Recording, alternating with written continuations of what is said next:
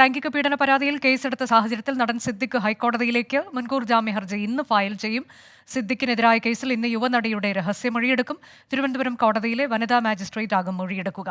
S ശ്രീകാന്തും അജീഷ് ജയകുമാറുമുണ്ട്. അജീഷ്, ഇന്നലെ ഏതാണ്ട് 2.5 മണിക്കൂറിലേറെ നീളുന്ന മൊഴിയെടുക്കലാണ് ഈ വിഷയത്തിൽ ഉണ്ടായിട്ടുള്ളത് യുവനടിയുടെ ഭാഗത്തു നിന്നും. അപ്പോൾ ആ തരത്തിലേക്കുള്ള നടപടി ഉണ്ടാകുന്നു. ഇനി ഇതിൽ എന്താണ് ഇന്ന് നടക്കാനിരിക്കുന്നത്?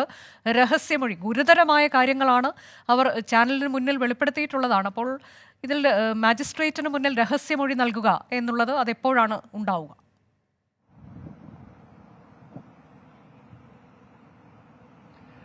സമയം രാവിലെ 11:30ക്കാണ് നിശ്ചയിച്ചിട്ടുള്ളത്. ഈ യുവതിക്ക് തിരുവനന്തപുരം കോടതിയിലെ വനിതാ മജിസ്ട്രേറ്റ് ആക്കും രഹസ്യമൊഴി രേഖപ്പെടുത്തുക. ഇന്നലെ ഏതാണ്ട് രാവിലെ 11:30 മുതൽ ഉച്ചയ്ക്ക് 2:30 വരെ നീളുന്ന 3 മണിക്കൂറോളം നീളുന്ന മൊഴിയെടുപ്പായിരുന്നു മ്യൂസിയം പോലീസ് സ്റ്റേഷനിലെ പ്രിൻസിപ്പൽ എസ്ഐ നടത്തിയത്. ഈ മൊഴിയെടുപ്പിൽ ഗുരുതരമായ പരാമർശങ്ങളായിരുന്നു സിദ്ദിഖിനെതിരെ ഉണ്ടായിരുന്നത്. ക്രൂരമായ ബലാത്സംഗം ചെയ്തു, ഒപ്പം ഭീഷണിപ്പെടുത്തി എന്നൊക്കെയാണ് ആരോപിക്കുന്നത്. ഇതിനെ തുടർന്ന് ഇന്നലെ യുവതിയുടെ വൈദ്യപരിശോധനയും നടത്തിയിരുന്നു. അതിനുശേഷം സ്വാഭാവികമായി നടത്തുന്നതാണ് ഈ രഹസ്യമൊഴി രേഖപ്പെടുത്തൽ. അതോടൊപ്പം തന്നെ ഈ പ്രത്യേക അന്വേഷണ സംഘം ഈ പെൺകുട്ടിയുടെ മൊഴിയുടെ അടിസ്ഥാനത്തിൽ ഈ സംഭവം നടന്ന മസ്കറ്റ് ഹോട്ടലിനോട് ഈ സംഭവം നടന്ന ദിവസത്തെ രേഖകൾ ഹാജരാക്കാൻ നിർദ്ദേശിച്ചിട്ടുണ്ട്. 2016 ഈ സംഭവം നടക്കുന്നത്. അന്ന് ഈ തിരുവനന്തപുരത്തെ നിള തിയേറ്ററിൽ ഒരു സിനിമയുടെ പ്രിവ്യൂ ഷോയുമായി ബന്ധപ്പെട്ടാണ് യുവതിയെ സിദ്ദിഖുമായി കൂടിക്കാഴ്ച നടത്തുന്നത്. അവിടെ വെച്ച് സിദ്ദിഖ് ഈ മസ്കറ്റ് ഹോട്ടലിലേക്ക് ക്ഷണിച്ചുവെന്നും അവിടെ എത്തിയപ്പോൾ മുറിയിൽ പൂട്ടിയിട്ട് പീഡിപ്പിച്ചുവെന്നാണ് ആരോപിക്കുന്നത്.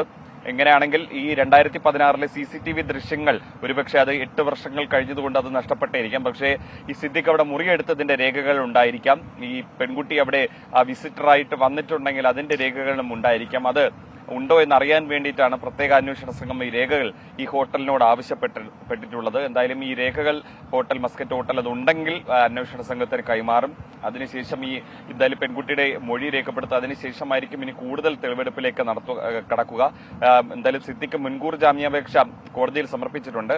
എന്തായാലും അത് കോടതിയിൽ അത് തള്ളുകയാണെങ്കിലും സ്വീകരിക്കുകയാണെങ്കിലും സിദ്ദിഖിനെ ചോദ്യം ചെയ്യും. അതെന്തായാലും വരും ദിവസങ്ങളിൽ തന്നെ ഇതുണ്ടാകും. ഈ രഹസ്യമൊഴി രേഖപ്പെടുത്തിയതിനു ശേഷമായിരിക്കും ചോദ്യം ചെയ്യലടക്കമുള്ള നടപടിയിലേക്ക് കടക്കുക. അതെ, തിരുവനന്തപുരം കോടതിയിൽ വനിതാ മജിസ്ട്രേറ്റ് രഹസ്യമൊഴിയെടുക്കും സിദ്ദിഖിനെതിരായ പരാതി ഉന്നയിച്ച നടിയുടേത് എന്നുള്ളതാണ്. ഇന്ന് രാവിലെ തന്നെ അതുണ്ടാകും. ഏതാണ്ട് 11:30 തന്നെ ആ നടപടിക്രമം ഉണ്ടാകുമെന്ന വിവരം അജീഷ് നൽകുമ്പോൾ സിദ്ദിഖിന്റെ തുടർ നടപടി എന്ത് എന്നുള്ളത് കൂടി വാർത്തയാകുന്നുണ്ട്. മുൻകൂർ ജാമ്യ ഹർജി ഇന്ന് തന്നെ ഫയൽ ചെയ്യും എന്നുള്ളതാണ്.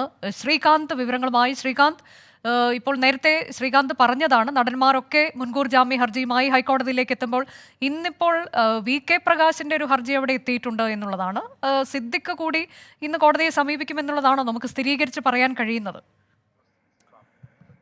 ഇതുവരെയും ഹൈക്കോടതിയിൽ ഒരാളുടെയും കേസ് മറ്റൊരാളുടെയും കേസ് ലിസ്റ്റ് ചെയ്തിട്ടില്ല, VK പ്രകാശിൻ്റേത് ഒഴികെ. പക്ഷേ കിട്ടുന്ന വിവരമനുസരിച്ച് ഏത് നിമിഷം വേണമെങ്കിലും സ്പെഷ്യൽ മെൻഷനിങ്ങിലൂടെ കേസ് ഈ ബെഞ്ചുകളിൽ എത്തിക്കാൻ സാധിക്കും അവരുടെ അഭിഭാഷകർക്ക്. ഇതിനോടകം അഭിഭാഷകരുമായി കൂടിക്കാഴ്ച നടന്നു കഴിഞ്ഞു. നടൻ സിദ്ദിഖ് നിലവിൽ മധുരയിലുണ്ട് എന്നുള്ളതാണ് കിട്ടുന്ന വിവരം.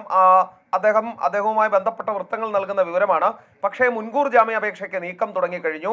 ജില്ലാ സെഷൻസിലേക്ക് പോയി അതിനുശേഷം ഹൈക്കോടതിയിലേക്ക് പോകുന്നതിനെ കുറിച്ച് ഒരു ആലോചനയുണ്ട്. അതല്ല നേരിട്ട് ഹൈക്കോടതിയിലേക്ക് പോകുന്നത് ഗുണം ചെയ്യുമെങ്കിൽ അതും ആലോചനയിലുള്ളതാണ്. എന്തായാലും ഈ 2 കോടതികളും ഇന്ന് സിദ്ദിഖിന്റെ കാര്യത്തിൽ ശ്രദ്ധാകേന്ദ്രങ്ങളാണ്. എവിടെയാണ് സിദ്ദിഖ് എത്താൻ പോകുന്നത് എന്നുള്ളത് കാത്തിരുന്ന് കാണണം. ബലാത്സംഗ കേസാണ് നടൻ സിദ്ദിഖിനെതിരെ ചുമത്തിയിട്ടുള്ളത്. ജാമ്യമില്ലാ വകുപ്പാണ്.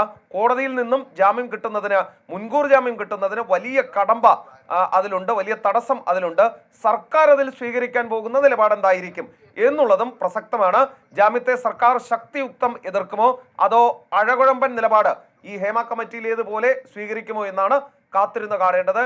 ഹൈക്കോടതിയിലേക്കാണോ ജില്ലാ കോടതിയിലേക്കാണോ എന്നറിയാൻ മാത്രമേ ബാക്കിയുള്ളൂ.